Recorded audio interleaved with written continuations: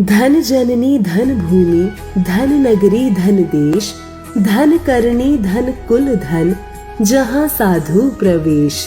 जगत गुरु तत्वदर्शी संत रामपाल जी महाराज जी के अवतरण दिवस पर दिनांक 6 से 8 सितंबर 2025 को नेपाल सहित भारत के 12 सतलोक आश्रमों में 3 दिवसीय महासमागम का आयोजन किया जा रहा है।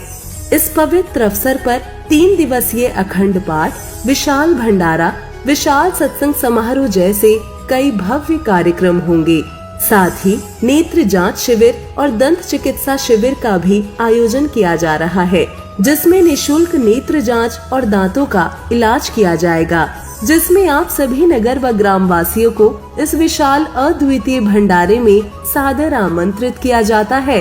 कृपया आप इस विशाल भंडारे व सत्संग में परिवार सहित पधार कर इस आयोजन की शोभा बढ़ाएं। इस दौरान आपकी सेवा में उपस्थित रहेंगे सर्व संगत सद्गुरु रामपाल जी महाराज। इस कार्यक्रम का सीधा प्रसारण सतलोक आश्रम श्री धनाना धाम, तहसील गोहाना, जिला सोनीपत, हरियाणा से 8 सितंबर 2025 को सुबह 9:15 बजे से साधना टीवी चैनल और संत रामपाल जी महाराज यूट्यूब चैनल और स्पिरिचुअल लीडर संत रामपाल जी महाराज फेसबुक पेज पर भी देख सकते हैं। संत रामपाल जी महाराज एक ऐसे महान संत जिन्होंने अपनी सतभक्ति, तत्व ज्ञान, करुणा और सेवा के बल पर समाज में नई मिसाल कायम की है। संत रामपाल जी महाराज की अगुवाई में उनके सभी सतलोक आश्रमों से समाज कल्याण के अद्भुत कार्यों ने समाज को सुनहरे भविष्य की एक नई उम्मीद दिखाई है। संत रामपाल जी महाराज से नाम दीक्षा लेने के बाद लाखों लोगों की लाइलाज बीमारियां जैसे कैंसर, एड्स आदि ठीक हुई। संत जी के ज्ञान से प्रेरित होकर उनके अनुयायियों ने लाखों यूनिट रक्तदान किया। संत जी ने लाखों बहन बेटियों का दहेज मुक्त विवाह करवाया।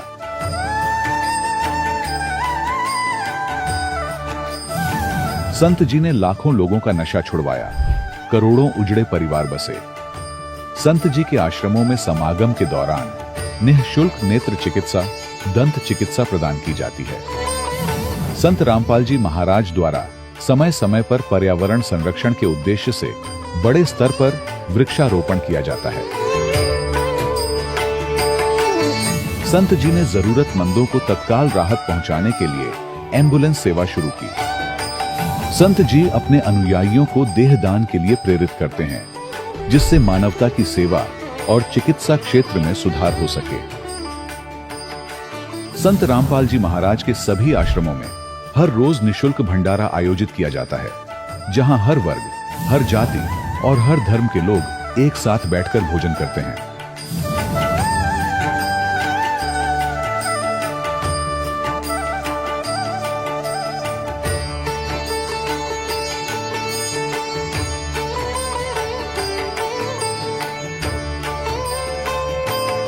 संत रामपाल जी महाराज के आश्रम में हजारों बुजुर्गों को सम्मान और प्यार के साथ जीवन जीने का अवसर मिलता है। उनके खाने, रहने और स्वास्थ्य की पूरी जिम्मेदारी संत रामपाल जी महाराज उठाते हैं। अनाथ बच्चों के लिए संत रामपाल जी महाराज के सभी आश्रम किसी वरदान से कम नहीं। यहाँ उन्हें शिक्षा, संस्कार और भविष्य के लिए बेहतर अवसर प्रदान किए जाते हैं। चाहे बाढ़ हो, भूकंप या महामारी, संत रामपाल जी महाराज और उनके अनुयायी हमेशा ही जरूरतमंदों के लिए सबसे आगे खड़े रहते हैं। कोविड महामारी के दौरान संत रामपाल जी महाराज के आश्रमों से करोड़ों लोगों के लिए भोजन, दवाइयां और जीवन रक्षक सामग्रियां उपलब्ध कराई गई। चाहे गरीब की मदद हो या किसी शोषित और पीड़ित वर्ग के हक और सम्मान की लड़ाई, संत रामपाल जी महाराज ने हमेशा ही उनकी दबी आवाज को सरकारों तक पहुंचाया है और उन्हें उचित न्याय दिलवाने में अहम भूमिका अदा की है। समाज में आध्यात्मिक और सामाजिक मूल्यों के प्रति जागरूकता लाने में संत रामपाल जी महाराज हर कदम पर मानवता के सच्चे सेवक साबित हुए हैं। संत रामपाल जी महाराज का जीवन हमें सिखाता है कि सच्ची सेवा वही है जो निस्वार्थ भाव से की जाए। आइए हम भी इस महान सेवा के कार्य में इस महान संत से जुड़ें और संत रामपाल जी महाराज से नाम दीक्षा लेकर अपने जीवन को धन्य बनाएं।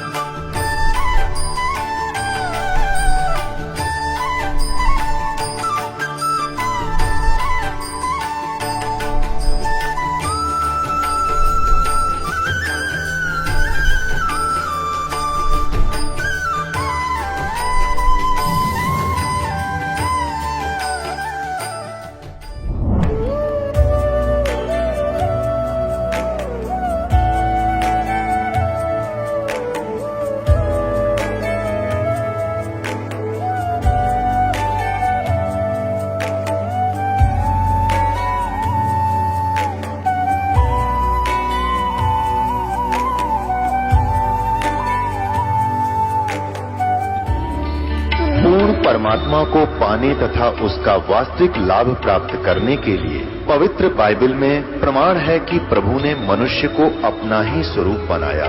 6 दिन में सृष्टि रचकर 7वें दिन विश्राम किया। कुरान शरीफ में प्रमाण है कि हजरत मोहम्मद को खुदा स्वयं कह रहे हैं कि मैंने तुम्हें उस परमात्मा की महिमा बताने के लिए भेजा है। वो परमात्मा कबीर है जिसने 6 दिन में सृष्टि रची तथा 7वें दिन तख्त पर जा विराजा। उसकी खबर किसी बाखबर से पूछकर तो देखो। कृपया अवश्य सुनिए जगत गुरु तत्वदर्शी संत रामपाल जी महाराज के अमृत वचन। सत साहिब दर्शकों, क्या हो जब मनुष्य अपने धर्म की सभी प्रकार की परंपरागत भक्ति साधनाएं करता हो, लेकिन फिर भी उसके जीवन से दुख और बीमारियां खत्म होने का नाम ही ना ले रही हों। ऐसे में सभी जगह से निराशा मिलने पर इंसान का भगवान से भरोसा उठ जाना स्वाभाविक हो जाता है। दर्शकों, कुछ ऐसी ही कहानी थी हरियाणा के रहने वाले रोहतास जी की। रोहतास जी ने बचपन से ही हिंदू धर्म में बताई गई हर प्रकार की भक्ति साधना को अपनाया, लेकिन अफसोस इन सभी प्रयासों के बावजूद भी इन्हें ना तो किसी तरह की मानसिक शांति मिली और ना ही इनके जीवन की परेशानियां खत्म हुई। लेकिन दर्शकों, आज रोहतास जी का कहना है कि जब से मैंने संत रामपाल जी महाराज जी की शरण ली है और उनके द्वारा बताई गई शास्त्र अनुकूल भक्ति को अपनाया है, तब से मेरा जीवन पूरी तरह से बदल गया है। मेरे जीवन में वर्षों से चली आ रही बीमारियां पूरी तरह खत्म हो गई हैं। दर्शकों, क्या संत रामपाल जी महाराज के पास कोई चमत्कारी शक्ति है? आखिर इसके पीछे की सच्चाई क्या है? आइए सुनते हैं रोहतास जी की कहानी, उन्हीं की जुबानी। सर नमस्कार। सत्साई जी। सर क्या नाम है आपका? रोहतास दास। कहाँ से आए हैं? गुड़गांव। सर क्या काम करते हैं आप? मेरा लकड़ी का काम था।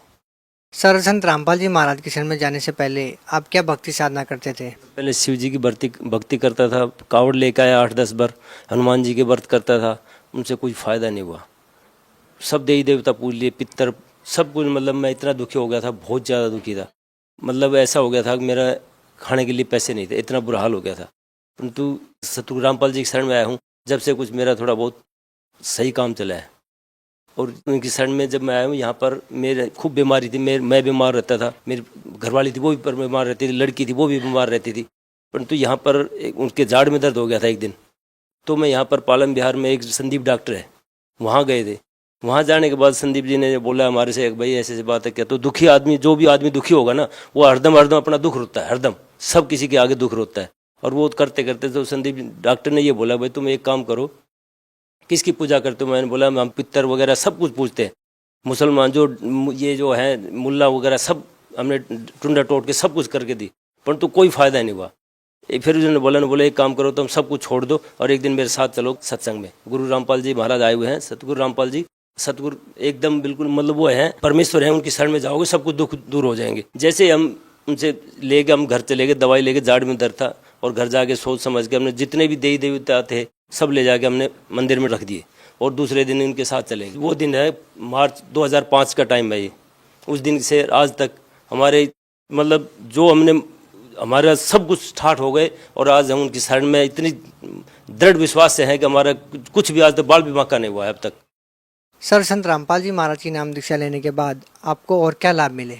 पहला लाभ तो ये था कि हम बिल्कुल दर दर की ठोकर खा के, हमारे पास एक पैसा नहीं था, लड़की की शादी करने के लिए मेरे को मकान बेचना पड़ा। मैं यहाँ पर आया था बहादुरगढ़ से, यहाँ पर मेरे पास एक पैसा नहीं था, मकान बेच के यहाँ आया था और यहाँ 2-3 साल रखे।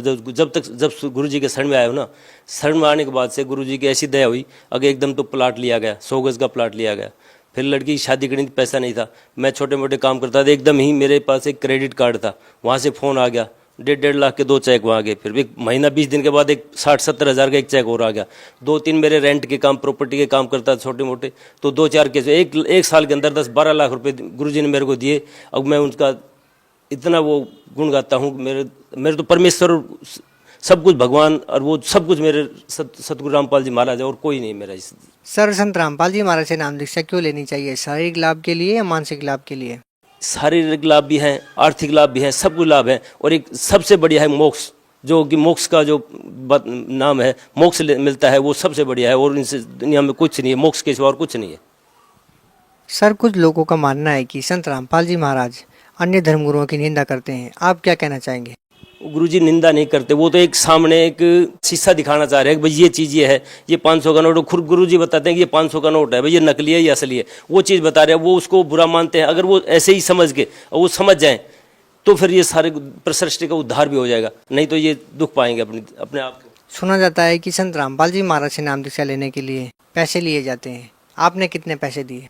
सर हमने तो कोई एक पैसा भी नहीं दिया, हमने आज तक ये है बल्कि जब हम गए तो हमारे को किताबें और सब कुछ प्रसाद वगैरह सब कुछ खाना पीना सब कुछ फ्री है, कोई पैसा नहीं लिया जाता हुआ था। ये सब लोग अफवाह उड़ाते हैं जो भी होते हैं, जो कहते हैं कोई पैसा नहीं। सर जैसे बाहर पैम्पलेट्स बांटे जा रहे थे उसमें एक पर्सन था कि पूर्ण गुरु की शरण में जाने से ही मुक्ति संभव है। सर आपके अनुसार पूर्ण संत की क्या पहचान है और कैसे? इस सृष्टि के ऊपर पूर्ण संत रामपाल जी महाराज के सिवा और कोई पूर्ण संत नहीं है। क्यों? ये सारी शास्त्रों में जो विधि है वही बताते हैं, और इस सृष्टि पे जो है सारे जो भी हैं इनमें कोई किसी को कुछ पता नहीं है, खामखा अपनी बातें करते हैं और इनको गुमराह करते हैं। लोगों को अपने पास लिए बैठे हैं तो कई कई लाखों, और उनको गुमराह करते हैं, उनका जीवन नाश कर रहे हैं। सर हिंदुस्तान में बहुत सारे धर्मगुरु हैं, आपने संत रामपाल जी महाराज से नाम दीक्षा क्यों ली?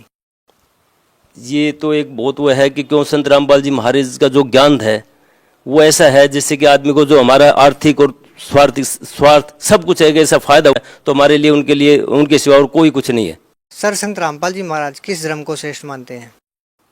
उनके धर्म तो सारे एक ही है, उनको हिंदू मुस्लिम सिख ईसाई आपस में सब भाई भाई ये बताते हैं। वो थोड़ी कहते हैं कि धर्म कोई अलग है, सारे एक ही धर्म है। वो ये धर्म का और कुछ कोई किसी के बारे में नहीं बोलते। वो तो सर आप भक्त समाज को क्या संदेश देना चाहते हैं? भक्त समाज को तो मैं कहता हूँ ये इस टाइम सृष्टि के ऊपर जो भी हमारे सतगुरु रामपाल जी महाराज आए हुए हैं ये साक्षात भगवान हैं, इनकी शरण में आओ और अपना भला करवाओ। सर जो लोग संत रामपाल जी महाराज से जुड़ना चाहते हैं वो संत रामपाल जी महाराज से कैसे जुड़ सकते हैं? टीवी चैनल पे एक सत्संग आता है और उन पर नीचे एक हेडलाइन आती है, उसके ऊपर नंबर आते हैं, वो देखें, और ज्ञान गंगा पुस्तक लें, उस पर देखें और इनसे नामदान लें। जैसा कि संत रामपाल जी महाराज के आश्रम में लोग जाते थे, उनके आशीर्वाद से लोग ठीक हो जाते थे, तो क्या अभी भी लोगों को वैसे ही लाभ हो रहे हैं जैसे संत रामपाल जी महाराज के आशीर्वाद लेने से होते थे? तो वैसे ही जो पहले होता था ना वही है। क्यों? हरदम संत रामपाल जी महाराज साक्षात हर एक जहाँ भी आदमी जो नामदान लेने के बाद उनके हरदम उनका पंजा उस भगत के हरदम सिर के ऊपर रहता है, उससे उनको बहुत लाभ होता है, इसलिए तो जाते वो काम कर उनका वो नामदान लेते हैं। तो ये वो कोई वो नहीं है हमारे यहाँ, अगर जो नामदान ले लिया ना उसके हरदम उसका भगवान उसका गुरुजी उनका साथ देते हैं। बहुत बहुत धन्यवाद। सच है। दर्शकों, अभी आपने सुने संत रामपाल जी महाराज से दीक्षा प्राप्त करके सुखी हुए भक्त के अनुभव। अब देखिए जगत गुरु तत्वदर्शी संत रामपाल जी महाराज के मंगल प्रवचन। पुण्यात्माओं, परमात्मा ने ही आकर हमें ज्ञान दिया है कि मनुष्य जीवन केवल परमात्मा प्राप्ति, आत्म कल्याण, शुभ कर्म करने के लिए ही प्राप्त होता है। इसका जो अन्य कर्म हम करते हैं वो अनिवार्य नहीं है इतने, क्योंकि वो तो हमारी मजबूरी है। जैसे पशु पक्षी भी विवश हैं, अपने पेट भरने के लिए सारा दिन ताक लगाए बैठे रहते, बुगला सरोवर पर रहता है, मछलियों को खाता है, मछलियां भी अपने से छोटी मछलियों को खाती हैं, पशु पक्षी भी अपने आहार के लिए इधर उधर भटकते रहते हैं। ये तो हमारी मजबूरी है। एक जरूरी कार्य और है जिसका हमें ज्ञान नहीं था, और ज्ञान था तो एक औपचारिकता थी। परमेश्वर ने आकर के हमें दृढ़ता के साथ ये बात जनाई कि मानुष जन्म दुर्लभ है, ये मिले न बारंबार, जैसे तरवर से पत्ता टूट जा, बहुत नहीं लगता डार। परमेश्वर ने हमें याद दिलाया, मानुष जन्म पाय कर नहीं रटे हरि नाम, जैसे कुआ जल बिना फिर बनवायो क्या काम। परमेश्वर ने कितनी गहरी बात कही, कबीर भगवान ने, परमेश्वर कबीर साहब जी ने, कि मनुष्य जीवन मानव शरीर आपका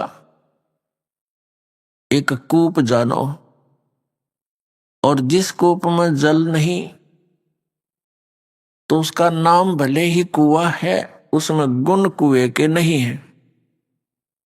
ठीक इसी प्रकार जो मनुष्य जीवन पाकर के परमात्मा की भक्ति नहीं करते, वो नाम मनुष्य अवश्य है लेकिन गुण मनुष्य वाले नहीं है।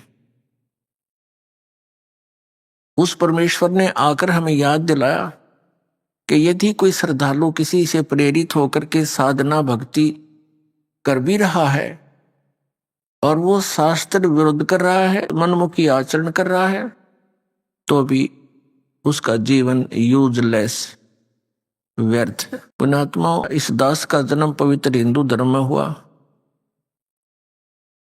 हिंदू धर्म के अंदर प्रचलित जो हमारी भक्ति विधि साधनाएं थी, उन पर हम आरूढ़ थे, पूरी श्रद्धा और विश्वास के साथ उन्हीं साधनाओं को किया करते थे जो हमारे धर्मगुरु हमें बताते रहे।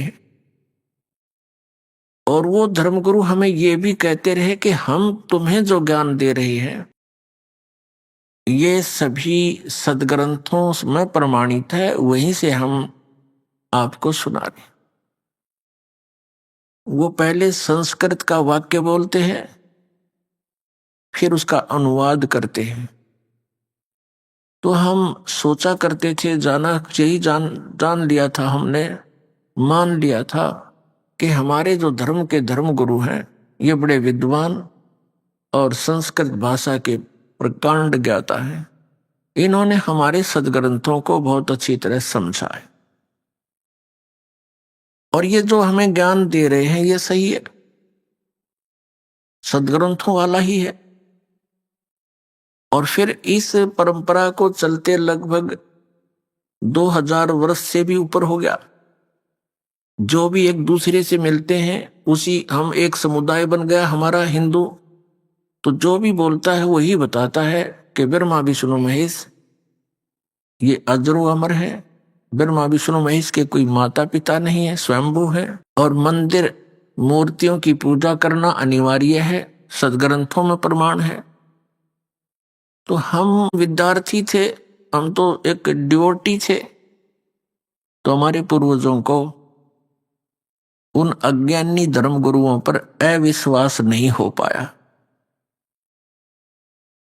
अब जब परमात्मा ने हमारे ऊपर मेहर बख्शी कि तुम शिक्षित बनो, परमात्मा ने हमें शिक्षित बनाया। नहीं तो चौथा युग आ गया, ये शिक्षा आम समाज में नहीं थी, केवल एक ब्राह्मण वर्ग इस शिक्षा का अधिकारी था। केवल संस्कृत भाषा हमारे भारतवर्ष में थी। कुछ वर्षों उपरांत फिर ये अरबी भाषा, उर्दू भाषा भी प्रवेश कर गई समय आने पर। लेकिन पवित्र हिंदू धर्म के अंदर जो भाषा यानी विद्या मानी जाती थी, संस्कृत ही मानी जाती थी। तो संस्कृत के पढ़ने का केवल ब्राह्मण वर्ग को ही अधिकार था, अन्य नहीं पढ़ सकता था, ऐसा प्रतिबंध था पहले। तो जिस कारण से हमने ये सोचा कि इन्होंने बहुत अच्छी तरह सदग्रंथों को जाना है, जो इन्होंने ज्ञान दिया वो हमारे लिए मोक्ष का कारण है, मोक्षदायक है। अब हमारे ऊपर मेहर बख्शी परमात्मा ने, हम शिक्षित कर दिए और ये शिक्षा हमारे लिए हानिकारक भी है, पूरे विश्व के लिए, और हमारे लिए एक विशेष परोपकार भी है इस शिक्षा का।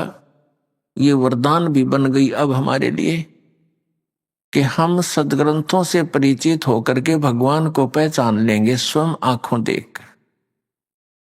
ये शिक्षा हमारे ऊपर अभिशाप बन गई। अभिशाप क्यों बन गई? क्योंकि हमने परमाणु बम बना लिए। जरा सी कोई बात ऊक चूक होगी, एक परमाणु बम छोड़ दिया तो लाखों व्यक्तियों को समाप्त कर देगा। उस क्षेत्र में वर्षों तक कुछ कुछ भी नहीं होगा। ये इस शिक्षा की देन है।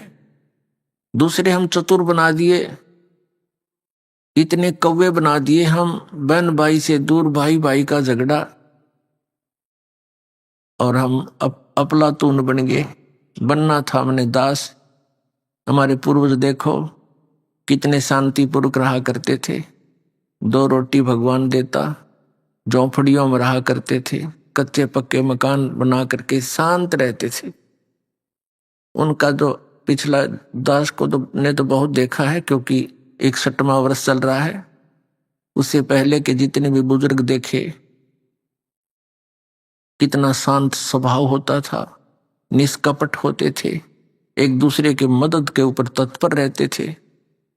ऐसा दुराचार व्यभिचार नहीं था जो वर्तमान में आग लगी पड़ी है पूरे मानव समाज में। तो ये शिक्षा का अभिशाप है हमारे, लेकिन ये अब वरदान बनेगी। परमात्मा ने इसका देना अनिवार्य समझा, इसलिए अब ये प्रदान की। नहीं तो पहले 4 युग हो गए, हम ऐसे अपना काम चल रहा था, ठीक है, टाइम पास ही तो करना था। इस संसार में देखो गुरुजन होते हैं, गुरु का अर्थ यही होता है कि वो अपने सिलेबस को स्वयं जाने, फिर विद्यार्थियों को सरल करके समझावे। ये इन गुरुओं का काम होता है। तो हमारे धर्मगुरु ये नकली थे, ये अज्ञानी थे कलयुग के। इन्होंने हमारे सदग्रंथों को समझा नहीं, अपने सिलेबस से ये परिचित नहीं थे, जिस कारण से हम विभाजित होते चले गए। कहीं हिंदू बन गए, कहीं मुसलमान बन गए, कोई सिख बन गया, कोई ईसाई बन गया। और उसके बाद अब देखो कलयुग के इस थोड़े से ही समय में 100-150 वर्ष के अंदर ही कितने पंथ बना दिए, इनका कहीं नामो निशान नहीं था।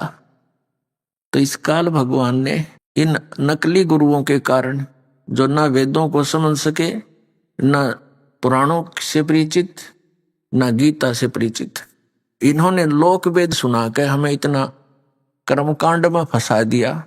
आम व्यक्ति भी चिंतित हो गया, दुखी हो गया इनके कर्मकांड को करते करते। तो पुण्यात्माओं, इस समस्या का समाधान करने के लिए स्वयं परमेश्वर आए। ये परमात्मा 4 युगों में आते हैं। ये हमारे पिता हैं, ये हमारे हमदर्द हैं, ये हमारे मूल मालिक हैं। हम इनकी संतान हैं। अपनी संतान की चिंता माता पिता को ही हो सकती है। दूसरे ठीक है, नेक आत्माएं हैं, थोड़ी बहुत देर हमदर्दी दिखा सकते हैं, लेकिन परमानेंटली वो उनके साथ नहीं रह सकते। तो इसी प्रकार उस परमेश्वर ने हम पर रहम आया कि मेरे बच्चे बहुत दुखी हो गए, इन्होंने गलती तो की थी बड़ी भयंकर, फिर भी कहते हैं माता पिता बच्चों के सैकड़ों अवगुणों को भी माफ करने को तैयार रहता है यदि वो सुधर जाते। तो उसी दृष्टिकोण से परमात्मा यहाँ आते हैं कि हो सकता है इनकी बुद्धि ठिकाना आगी होई बे और ये मान जा मेरी बात को और चल पड़े सतलोक को, जहाँ इनको कोई कष्ट नहीं, कोई दुख नहीं, कोई जन्म और मृत्यु नहीं। अब पुण्यात्मा, इस काल भगवान ने ऐसा कमाल कर दिया, ये नकली पंथ चलवा दिए, सतलोक की महिमा गाने वाले और भक्ति बताने वाले। इनको सतलोक का पता नहीं, इनको उस परमात्मा की भक्ति विधि का ज्ञान नहीं, और करोड़ों व्यक्तियों को गुमराह करके शांत बैठा दिए, निश्चिंत कर दिए। क्योंकि एक परंपरा पड़ गई 100 वर्ष 150 वर्ष से, जो 50-60 वर्ष से कोई पंथ चल पड़ा, तो उसके बच्चे तो अपने माता पिता के साथ बचपन से ही वहां जाते रहते हैं, आते रहते हैं, जैसा भी उन्होंने ज्ञान दिया उसको ग्रहण कर लिया, नो ऑब्जेक्शन। जैसा कि हम हिंदू धर्म में जन्म होने के कारण हम अपनी परंपरागत साधनाओं को माता पिता के साथ जहाँ भी मंदिरों में जाते, तीर्थों पे जाते, हम उन्हीं को फाइनल मान लिया था और संतुष्ट थे। तो ये इतनी जटिल समस्या कर दी इन अज्ञानी ऋषियों ने, महर्षियों ने, गुरुओं ने, मंडलेश्वरों और इन आचार्यों ने, कि हमारे ये समझ में नहीं आ रहा कि कौन ठीक है कौन गलत है। सब अपनी अपनी डफली पीट रहे हैं। कोई कहता इन 5 नामों से मोक्ष है, कोई कहता हरे राम हरे कृष्ण से मोक्ष है, कोई कहता 3 नाम है, कोई 5 नाम बताता है, ओंकार निरंकार ज्योति निरंजन ये सतनाम आदि, कोई अकाल मूर्त सब स्वरूपी राम सतपुर ये मंत्र दे रखे बच्चों के खिलौने। ये कई प्रमाण नहीं, किसी संत के इतिहास में नहीं जिन्होंने भगवान पाया हो, ना किसी ग्रंथ में, ना संत मते के इतिहास में संत मता परमेश्वर कबीर साहब से चला। और ये सब संत मानते हैं, पंथ मानते हैं कि कबीर साहब से पहले संत मता नहीं था। वो 600 वर्ष पहले से संत मता और ये 100 वर्ष पहले से चला हुआ अपना मन मता मनमुखी साधनाएं कर रहे हैं लोग। तो इन सब का निवारण करने के लिए परमात्मा को स्वयं ही आना पड़ता है। अभी जो जितने भी गुरु हैं, धर्मगुरु हैं, आचार्य हैं, शंकराचार्य हैं या कोई और मंडलेश्वर महंत है, ये परमात्मा के बच्चे बहुत अच्छे बच्चों में से हैं, यानी पुण्य आत्माओं में से हैं। और ये धनी थे भक्ति के, और ये काल भगवान का फंस गए। इस काल भगवान ने इनको अपने कब्जे में ले लिया, इनको इतना मिसगाइड और प्रभु बना दिया, इतना इनको मिसगाइड कर दिया, भ्रमित कर दिया, अज्ञान बरवा दिया। और फिर इनका रिमोट अपने हाथ में रखता है। तो इन पुण्यात्माओं ने करोड़ों जीवों को अपने सदग्रंथों से हटकर लोक वेद सुना दिया। आप भी पाप के भागी बने, भगवान के बच्चों को मिसगाइड करने का इन्होंने भार सिर पर ले लिया।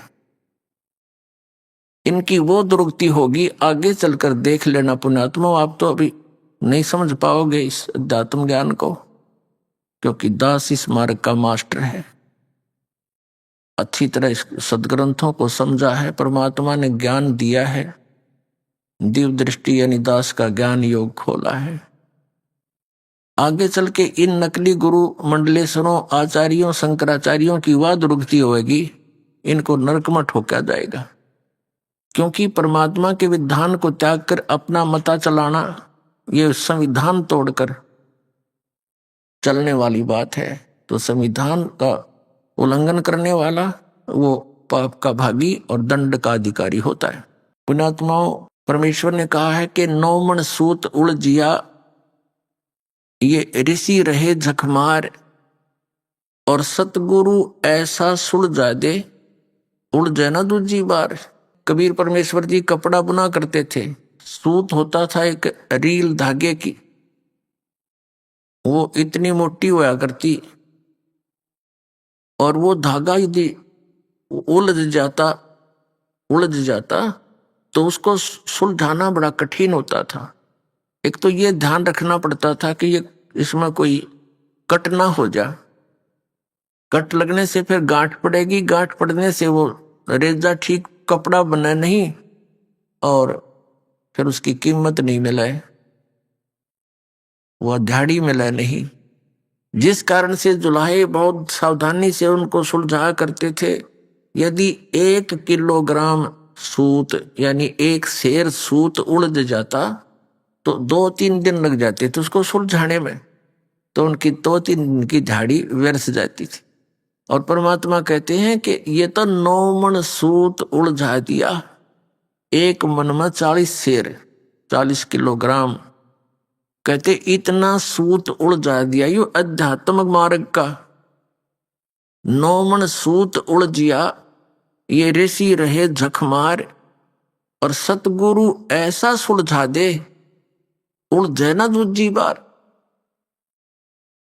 अब परमात्मा कबीर परमेश्वर जी वो ही लीला करने आते हैं। एक तत्वदर्शी संत की, एक सतगुरु की। पुण्यात्माओं, ये अध्यात्म मार्ग है। आप इस अध्यात्म मार्ग के विद्यार्थी हो, आप स्टूडेंट हो, ये दास टीचर है। और जिन टीचर्स के पास, जिन अध्यापकों के पास आप पढ़कर आए हो, वो अध्यापक नहीं थे, आपको कति अज्ञान से भर दिया।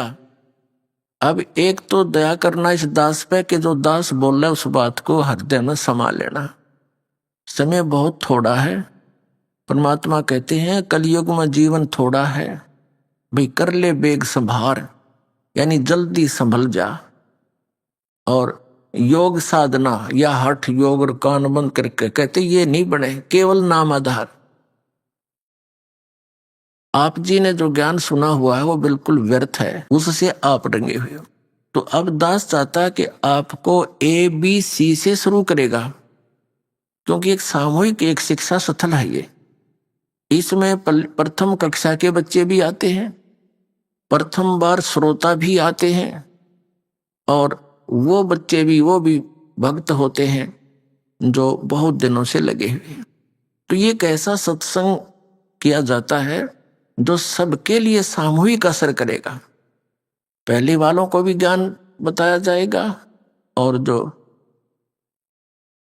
पुराने बच्चे हैं, भक्त हैं, बहन बेटी हैं, उनको भी इसी के माध्यम से संदेश दिया जाएगा परमेश्वर का। तो परमात्मा ने आकर के हमें क्या ज्ञान दिया, वो स्वयं आते हैं, एक तत्वदर्शी संत की भूमिका करते हैं। अपने आत्माओं, हमारे पुरातन ग्रंथ हैं, पवित्र चारों वेद, पवित्र श्रीमद् भगवत गीता, पवित्र 18 पुराण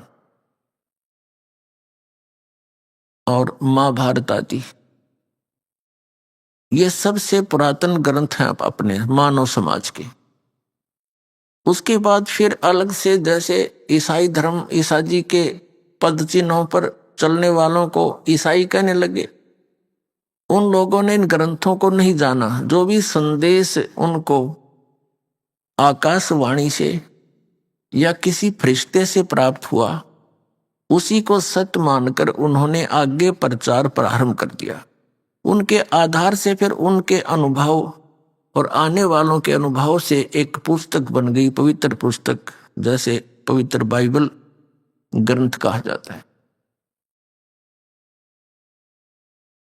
और इसी प्रकार मुसलमान धर्म का जो ग्रंथ है कुरान शरीफ, ये भी हजरत मोहम्मद जी को, जो मुसलमान धर्म का प्रवर्तक माना जाता है, इनको जैसे कोई फरिश्ता आया, उसने ज्ञान सुनाया, आकाशवाणी हुई, या कुछ वे बोलते थे, वे आती हैं। वे कैसे आती हैं? जैसे कोई हजरत मोहम्मद कपड़ा ओढ़ कर लेट जाते थे और अंदर से फिर उसके शरीर से कोई आवाज आती थी, वो लिपिबद्ध की जाती थी, उसको वे बोलते।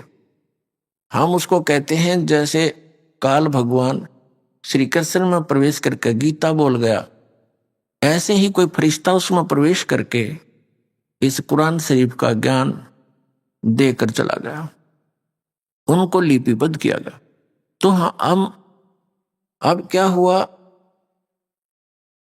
कि हमारे जो पुरातन ग्रंथ थे, वेद और गीता पुराण, ये संस्कृत भाषा में थे। संस्कृत भाषा को केवल एक ही वर्ग के पढ़ने का आदेश था, एक ही वर्ग इसको पढ़ सकता था, ब्राह्मण, जैसा कि आपको पहले बताया। तो वो इस अध्यात्म ज्ञान से परिचित नहीं थे, संस्कृत अवश्य जानते थे, अच्छे ज्ञाता थे, व्याकरण भी अच्छी शुद्ध बोलते थे, उच्चारण पर ही ज्यादा जोर देते थे, शास्त्रार्थ उनके आपस में ही होता था। किसी ने अशुद्ध व्याकरण भी बोल दिया, उसी पर ताड़ी पीट देते थे, उसको पराजित था और विजयी ऐसे ही किया जाता था। श्रोता जो होते थे वो अशिक्षित होते थे, जो संस्कृत भाषा जानते नहीं, और दो संस्कृत के ज्ञाता विद्वान कहलाने वाले बैठ करके आपस में अपनी संस्कृत में ही भाषा बोला करते थे, शुद्ध उच्चारण के साथ। और जिसने अत्यधिक संस्कृत बोल दी, डाटा नहीं डटा, जिसने घनी घोट रखी हो, तो श्रोता उसको विजयी कर देते थे ताड़ी पीट कर, और वो विजय सिद्ध हो जाता था, चाहे वो किसा अज्ञानी हो। ऐसे ये एक दूसरे में मंडलेश्वर सिद्ध हो गए, और इनको कख नहीं पता था अध्यात्म मार्ग का। तो आज दया करी भगवान ने, प्रथम तो ये रजा करी कि हमें शिक्षा दी, जो कि ना देनी चाहिए थी वो भी देनी पड़ी हमारे को इस नरक से निकालने के लिए। अब जैसे बाल्टी निकालनी होती है कुएं से पानी, तो रस्से के बांध कर उसको कुएं में पटका जाता है, उसको डबोया जाता है पहले और फिर खींचा जाता है तो कुछ जल लेकर आए। तो ऐसे हमें परमात्मा ने इसमें डबोया, इस शिक्षा के अंदर, और फिर इससे ये अनमोल रत्न निकाल कर हमारे सामने रख दिया। और अब हम किसी के दंत कथा पर विश्वास नहीं करेंगे, अपने सदग्रंथों को ही आधार मानकर साधना भक्ति करेंगे।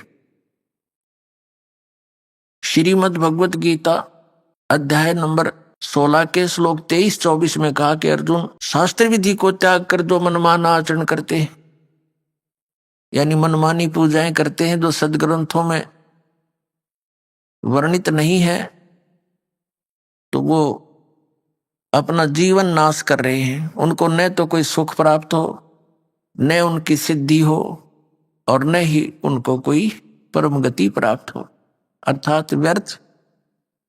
फिर 24वें श्लोक में कहा कि अर्जुन, इससे तेरे लिए इस कर्तव्य और अकर्तव्य की अवस्था में, यानी कौन सी साधना करनी चाहिए कौन सी ना करनी चाहिए, शास्त्र ही प्रमाण है। इसलिए तू शास्त्रों को आधार मानकर भक्ति करना, किसी के लोक वेद पर विश्वास मत करना। तो पुण्यात्मा, हमारे को सारा ही लोक वेद सुना रखा था। अब लोक वेद किसे कहते हैं? परमेश्वर ने इस सत्य ज्ञान को हमें हजम कराने के लिए अपने ही ऊपर सब प्रमाण उदाहरण दिए। क्या बताया?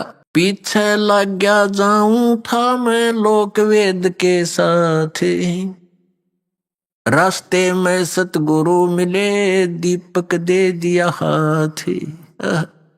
क्या बताते हैं भगवान? जैसे ये दास पहले हनुमान पुजारी था, बाबा श्याम जी की पूजा करता था। भगवान श्री कृष्ण विष्णु एक विशेष इष्ट थे, विशेष श्रद्धा थी इनमें, और साथ साथ में भगवान शंकर, भगवान गणेश, माता गौरी, लक्ष्मी माता, दुर्गा माता, यानी जो भी देवता सुप्रसिद्ध से होते थे, हम सभी की आड़ लेते थे, सभी की पूजा करते थे, सबसे ही अर्ज किया करते थे, कोई सुख या दुख की झलक होती थी। और उनको करते करते भी हमें बहुत से सुख हुए। जैसे बच्चा पढ़ता है, शिक्षा में सफल हुआ, परीक्षा में सफल हुआ, तो अपने हनुमान जी की जय हो, बाबा श्याम जी की जय हो, भगवान कृष्ण ने बड़ी दया करी, ये तो संकट मोचन ही है हनुमान जी, तो भगवान कृष्ण जी ने ऐसे दया कर दी। तो हम बच्चे थे, यही हमें बहुत था कि हमारे इन भगवानों ने हमें पास कर दिया, सफल किया। फिर सर्विस प्राप्त हुई, अपने इन्हीं भगवानों के शुक्र मनाए। फिर पुत्र पुत्रियां प्राप्त हुई, फिर इन भगवानों के शुक्र मनाए। और ऐसे सुख जो हो रहे थे, हम सोच रहे थे ये भगवान श्री कृष्ण, भगवान विष्णु, भगवान हनुमान जी और बाबा श्याम जी दे रहे हैं। तो अब बच्चे समझदार हो गए हैं इस ज्ञान के, दास के तत्व ज्ञान से। तो अब बहुत से समझदार होकर के कुछ एक दूसरे से डिस्कस भी करते हैं। कहते हैं एक समय एक आपस में दो भक्त डिस्कस कर रहे थे कि भी किसकी पूजा करते हो। एक कहने लगा मैं बाबा हनुमान जी की, लाल लंगोटे वाले की। तो कहते हैं भाई सुन, एक भगत ऐसे ही हनुमान जी की पूजा कर रहा था, हनुमान जी प्रसन्न हुए, अब मांग भाई के मांगेगा। क्या मांगता है बच्चा? मांगो। अब बच्चे ने के मांग रहा था, ने बोला जी बढ़िया सी पेंट कमीज दे दो। ने बोला भाई मैं लंगोट मरूं, तेरे तो ही कहाँ ते लाऊंगा। मैं ही एक लंगोट में टाइम पास करता हूं, आपके लिए कहां से लाऊं मैं। और हनुमान जी ने ये कहा था कि भाई राम की भक्ति करो, किसी और की नहीं। तो पुण्यात्माओं, ऐसे ही आप समझना ना, भगवान श्री राम ने कभी कहा मेरी भक्ति करो, वो स्वयं भगत थे। ना श्री कृष्ण जी ने कभी कहा मेरी भक्ति करो, वो स्वयं भगत थे, भक्ति करते थे। राम कृष्ण से कौन बड़ो, उन्हों भी गुरु की ने, तीन लोक के वे धनी, गुरु आगे अधीन। परमात्मा कबीर साहब कहते हैं कि सभी रामचंद्र को भजत हैं, जान मुक्ति को धाम। और रामचंद्र ने वशिष्ठ गुरु किया, अरुण को दिया उसने ओम नाम। अब कितनी गहरी बात कही है कि ये और तो श्री रामचंद्र जी की भक्ति करें, अकियो मोक्ष करेगा। अपने मोक्ष के लिए श्री रामचंद्र जी ने वशिष्ठ गुरु जी से दीक्षा ली, उसने उसको ओम नाम दिया कि इसका जाप कर तू। तो ये रामचंद्र जी आपको कैसे मोक्ष दे देगा। तो इस तरह के परमात्मा ने आकर के ये उदाहरण, अनमोल ज्ञान, सूक्ष्म वेद प्रदान किया। परमेश्वर ने जो अपने मुख कमल से ज्ञान कहा, स्वयं आकर के उसको सूक्ष्म वेद बोलते हैं, उसको पांचवा वेद कहते हैं, उसको सच्चिदानंद घन ब्रह्म की वाणी कहते हैं। तो पुण्यात्माओं, जो प्रसंग चल रहा है कि परमात्मा ने कहा कि पीछे लग गया जाऊं था लोक वेद के साथ, रास्ते में सतगुरु मिल गए, ये दीपक दे दिया हाथ। अब अंधेरे में जा रहे थे, दिशा मिली नहीं, क्योंकि हम भक्ति के सफर के हम यात्री हैं। और हम जिस भक्ति वाले सफर पर चल रहे थे, हम जैसे भी साधनाएं कर रहे थे, आगे चलकर परमात्मा यानी सतगुरु मिल गए। उन्होंने हमें तत्व ज्ञान रूपी दीपक दे दिया।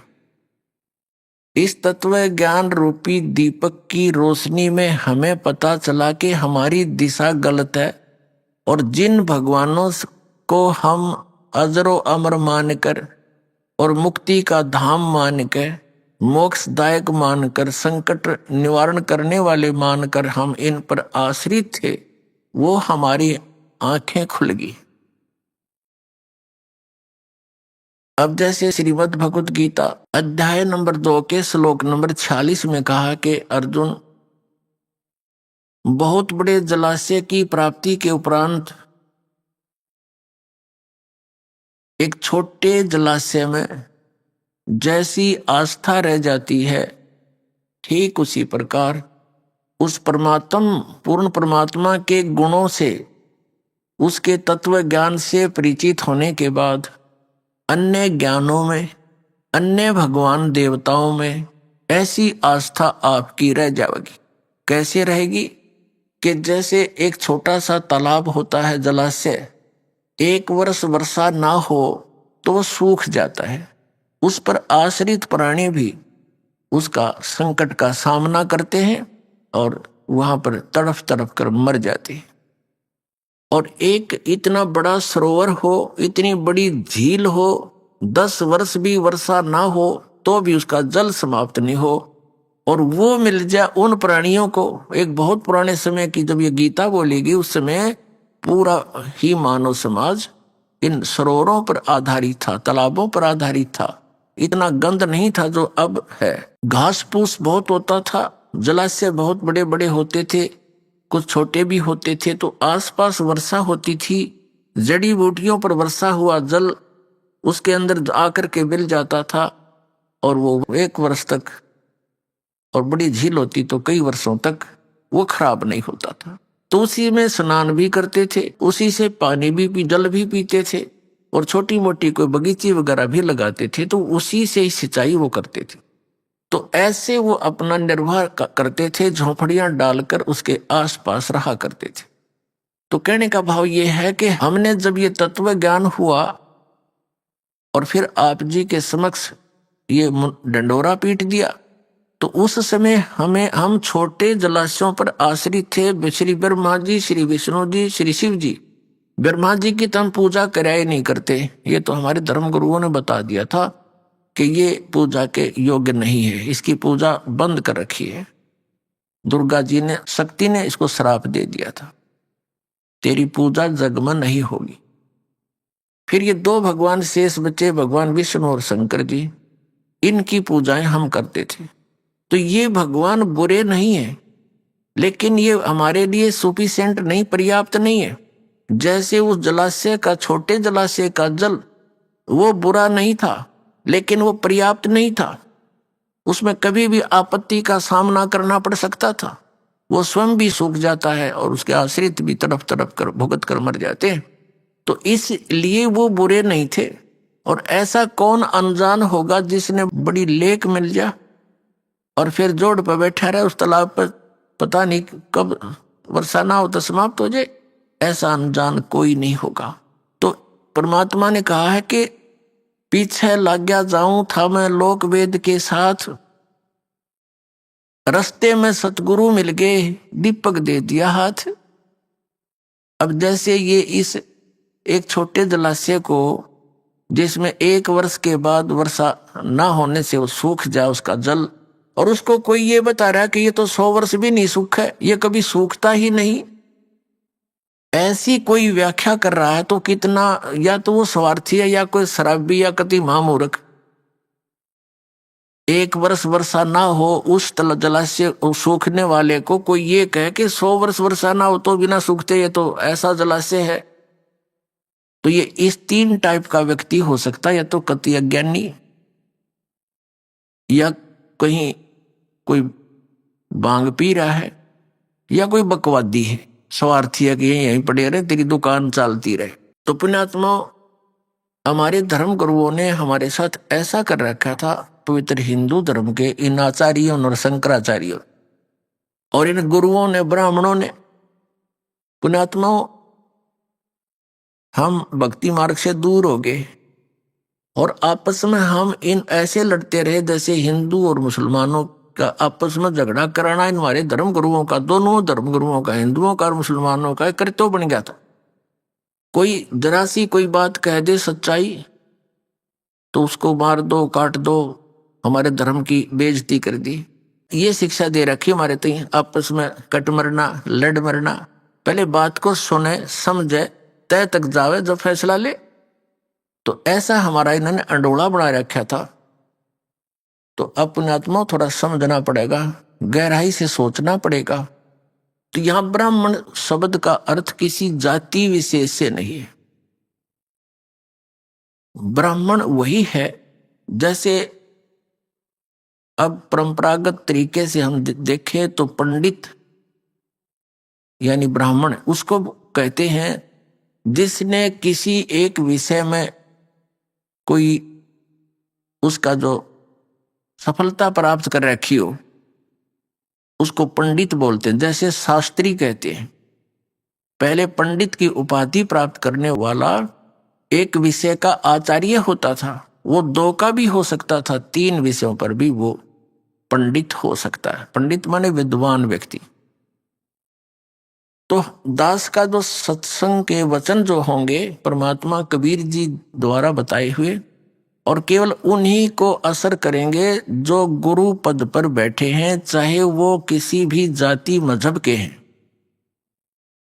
जो मिसगाइड कर रहे हैं परमात्मा के बच्चों को, तो उन गुरु कहो, उन्हें ब्राह्मण कहो, उन्हें पंडित कहो। हिंदू धर्म के गुरु जो थे ब्राह्मण कहलाते थे।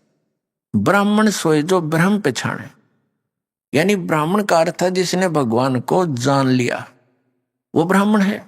तो हम उन गुरुओं को ब्राह्मण कहो चाहे गुरु कहो, क्योंकि गुरु वही होता जिसने भगवान को अच्छी तरह समझा, जाना, सिलेबस को पढ़ा हमारे सदग्रंथों में।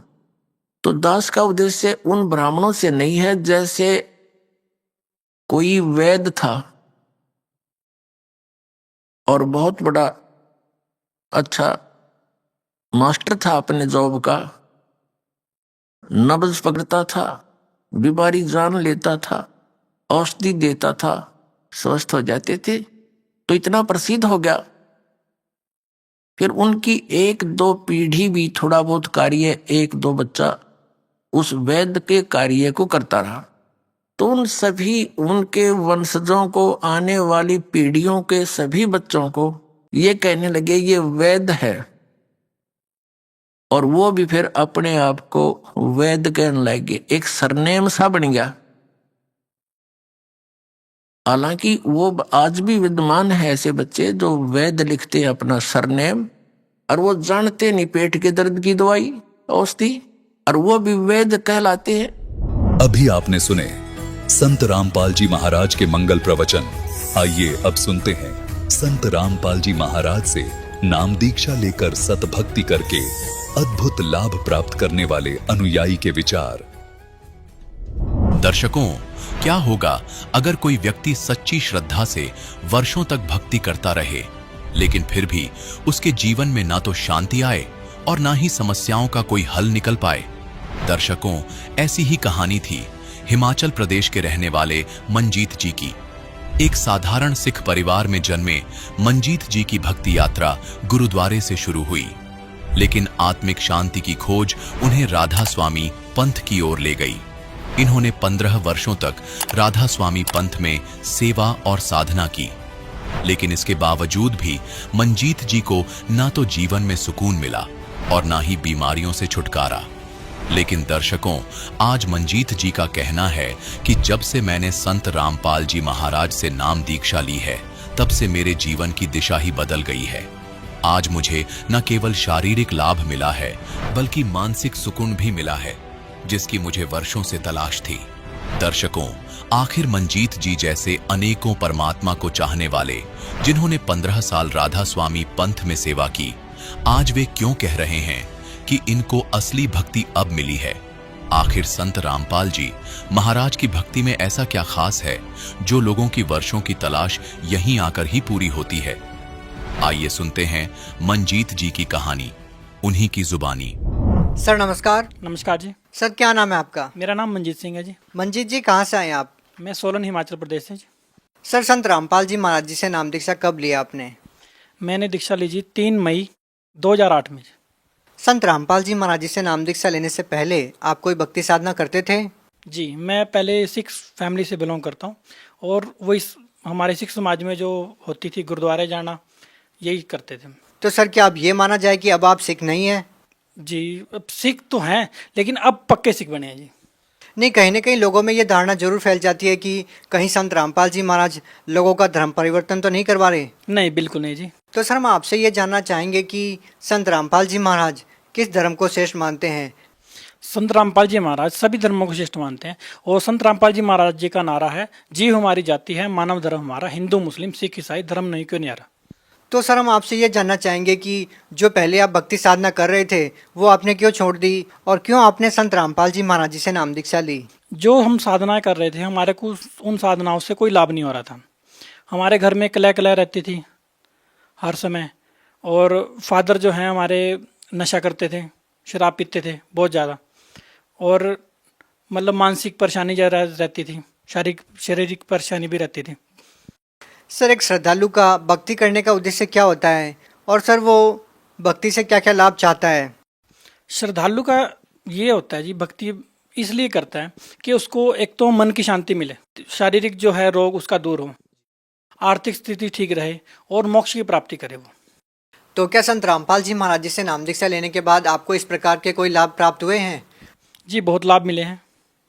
पहले तो मैं आर्थिक स्थिति बताता हूँ कि मैं खुद जॉब करता था प्राइवेट, और संत रामपाल जी महाराज जी से दीक्षा लेने के बाद से 2 दुकानें चलाता हूँ अपनी। अब आर्थिक स्थिति मेरे में ये लाभ मिला, और शारीरिक जो लाभ मिला बीमारियों से, मेरे पेट में पेन रहती थी, दर्द रहता था, और दर्द ऐसा रहता था जब बारिश का महीना आता था तो इतने जोर की शूल उठते थे कि मेरे से काम भी नहीं होता था, सारा दिन सोए रहना या दवाई खाते रहना, लेकिन कोई भी उससे लाभ नहीं मिला।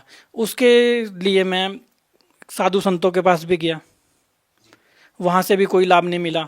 आयुर्वेदिक दवाइयाँ खाई, उससे कोई लाभ नहीं मिला।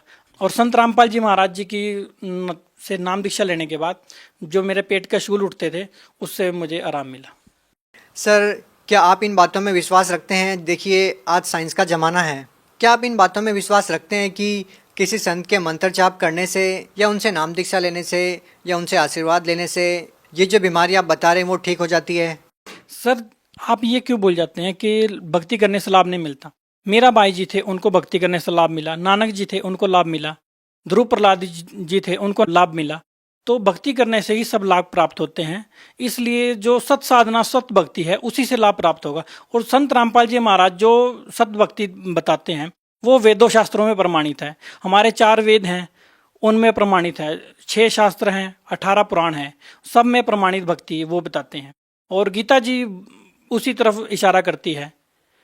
देखिए, आप हिमाचल प्रदेश में रहते हैं और हरियाणा में जाकर संत रामपाल जी महाराज जी से नाम दीक्षा ली। आपको ऐसा क्यों लगता है कि संत रामपाल जी महाराज जी आपके गुरु बन सकते थे, कोई और आपका गुरु नहीं बन सकता था? जी बिल्कुल, ये बहुत अच्छा क्वेश्चन पूछा आपने। मैंने इससे पहले और भी गुरु बनाए थे। मैं राधा स्वामी जो डेरा ब्यास है वहाँ से जुड़ा हुआ था। वहाँ पे हम 3 दिन की सेवा पे भी जाते थे। कितने साल तक आपने राधा स्वामी पंथ में रहकर भक्ति की? लगभग 15 साल।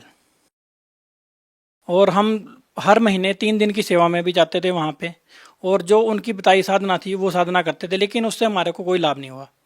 सर देखिए, आपने 15 साल तक राधा स्वामी पंथ में रहकर भक्ति की, जो कि सैकड़ों सालों से चला आ रहा पंथ है। उसके बाद आपने संत रामपाल जी महाराज जी से भी नाम दीक्षा ली। सर, दोनों ही संतों की भक्ति में सबसे बड़ा फर्क आपको क्या लगा?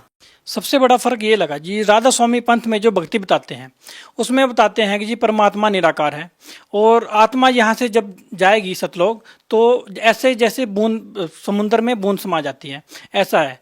और जो संत रामपाल जी महाराज जी ने जो हमारे को साधना भक्ति विधि बताई है, वेदों अनुसार बताई है। वेदों में लिखा है कि परमात्मा साकार है और परमात्मा जो है सारे पाप कर्म काट देता है। और जबकि जो राधा स्वामी पंथ है वो कहते हैं कि जो पाप कर्म जो हैं वो तो आपको भोगने ही पड़ेंगे। जब हमारे को पाप कर्म भोगने ही पड़ेंगे तो हम भक्ति क्यों करेंगे? हमारे को भक्ति करने का लाभ क्या है? भक्ति हम तभी करेंगे ना जो हमारा को कुछ लाभ मिलेगा। सर देखिए, ये तो हमने भी सुना है कि भक्ति करना जरूरी है, लेकिन भक्ति करने से पाप कर्म नहीं करते, वो तो भोगने ही पड़ते हैं। क्या ये सही है? भक्ति करने से पाप कर्म कटते हैं।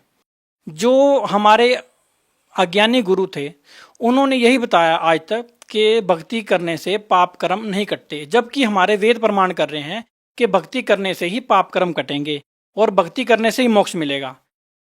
सर, राधा स्वामी सत्संगी जो है वो ये कहते हैं कि संत रामपाल जी महाराज जी के जितने भी अनुयायी हैं वो केवल आध्यात्मिक लाभ ना प्राप्त करके केवल शारीरिक लाभ प्राप्त करने की या भौतिक लाभ प्राप्त करने की इच्छा रखते हैं, जबकि एक श्रद्धालु को रूहानी लाभ प्राप्त करने की इच्छा रखनी चाहिए।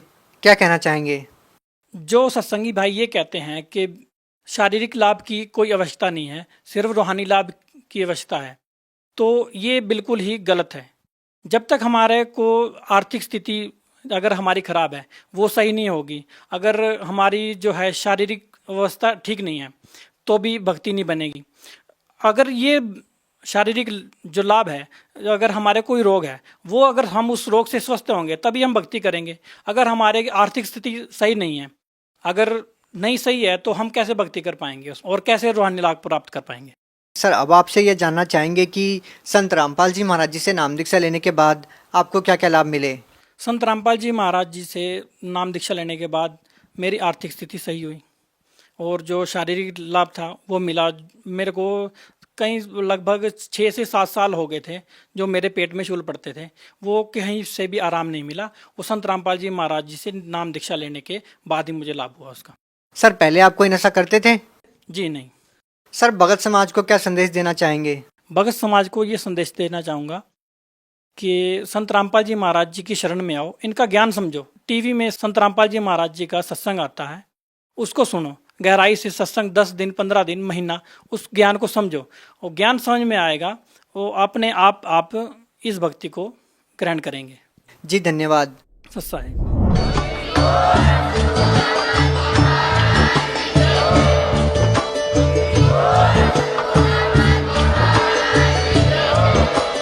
आप सुन सुन रहे थे जगत गुरु तत्वदर्शी संत रामपाल जी महाराज जी के मंगल प्रवचन। अधिक जानकारी के लिए विजिट कीजिए हमारी वेबसाइट www.jagatgururampalji.org। संत रामपाल जी महाराज जी के शुभ आशीर्वाद से पूरे विश्व भर में 500 से भी ज्यादा नाम दीक्षा केंद्र हैं, जिन पर संत रामपाल जी महाराज जी द्वारा ऑनलाइन निशुल्क नाम दीक्षा दी जा रही है। अपने नजदीकी नाम दीक्षा केंद्र का पता करने के लिए संपर्क करें 8222880541।